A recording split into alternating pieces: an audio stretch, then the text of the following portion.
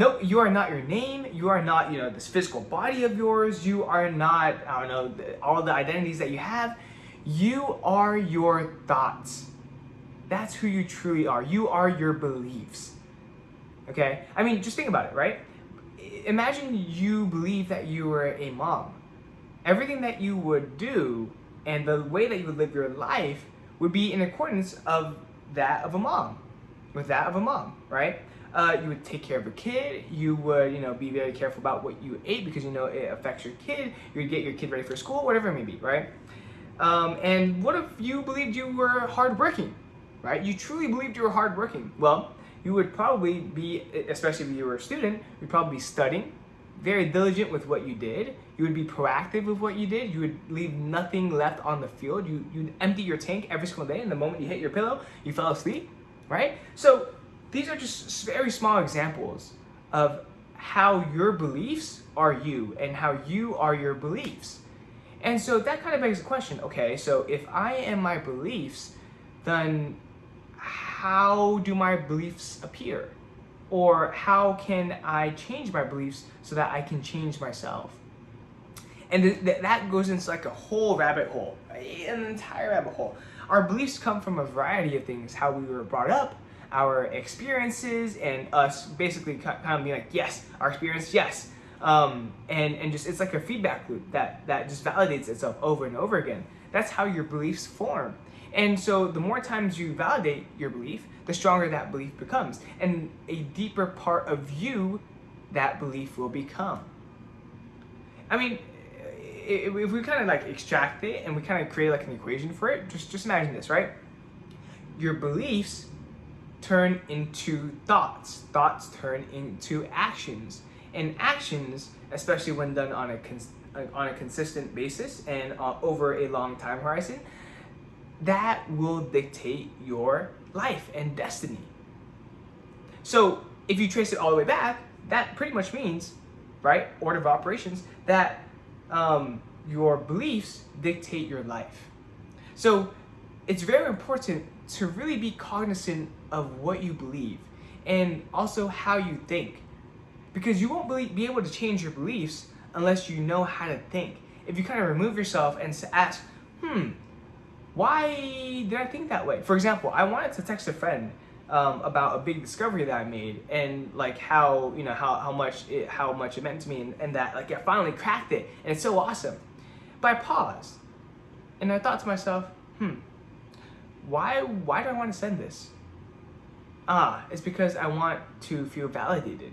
I want to be given praise, right? And so it goes very deep as to not only what your beliefs are, but why they are the way they are, and why your actions are the actions that you decide to take. This is all, inspiration from me talking with a friend about metacognition, just meta thinking, and thinking about thinking, and thinking on a deeper level. And most people don't really think about this because, just think about it. What really clouds society nowadays? What is so prevalent? It's politics. It's what are you doing tonight? How are you doing? What was your day like? What's your career? What's your job? But we never think about, we never really peel back the layers of the onion to get a deeper read on what we are actually doing and why we are doing it. And most importantly, how we can change to best suit our goals and why we even want those goals. See, so it's a fun little brain teaser. It's fun to think about, but I also believe it's a super important tool and valuable tool to just navigate through life. But with that being said, there's so many other things that I learned today, and just so many different things. And one of which, I took. So this is kind of how my day went. Trust me, it all ties it together. So I had a 5 a.m. client. I came back, took a nap. And I decided to take a form of Adderall called, what is it called? Vinase?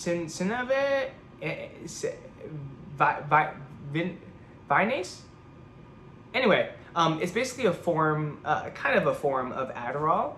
Now I really want to know what it's called. Vinase? Vinase? Anyway, but I basically took it at 10 And oh my gosh, like the amount of things that I experienced, it's super, honestly, it's kind of hard to describe, but I kind of wrote down exactly how I felt here and made a little timeline on it. But basically, the drug caused me to be very talkative, and I just put down like the important spark notes. I was very jittery. My mind was all over the place. I was trying to reach for different things. My mind was literally moving at 500 miles per hour. I was super talkative. I couldn't stay still. I just had to be doing something, and that's why for our guest speaker, I wrote down a ton of notes. For no reason, like I literally wrote down a ton of notes, and I didn't even think about writing down a ton of notes. I went crazy, right? And I, my heart rate was super fast. I remember that. And I was also a little bit more emotional. I will not lie. For whatever reason, I started thinking about like me. I was second guessing why I left my job, and just wanting to stay for the clients that I said I'd commit to. But I was just really emotional. So that was Vinance. Is it Vinance? Vice?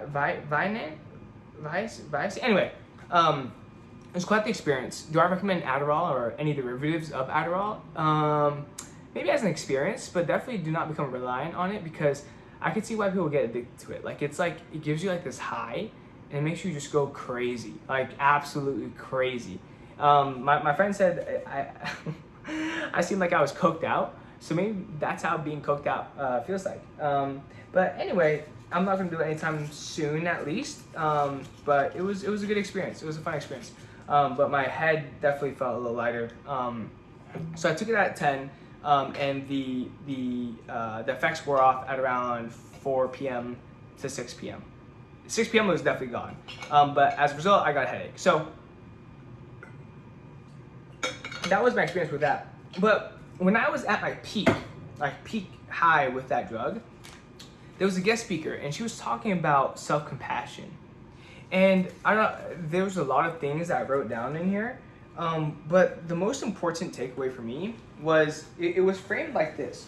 So imagine your friend went through something really traumatic. Like they made a big mistake, and they were really guilty about it, really angry about it, really sad about it, and just distraught. Like they messed up, right? How would you approach that friend? How would you act? What would you do? Right? Maybe you'd console them. You give them positive reinforcement. You'd be there for them, and you talk in like a really warm, kind tone, like as if they were like a little sad puppy, right? You'd be very encouraging, and you'd be very kind. Stuff like, it's time to move on. It's okay. Those things happen, and I understand you, and I'm here for you. Now, what would you do if that person were you?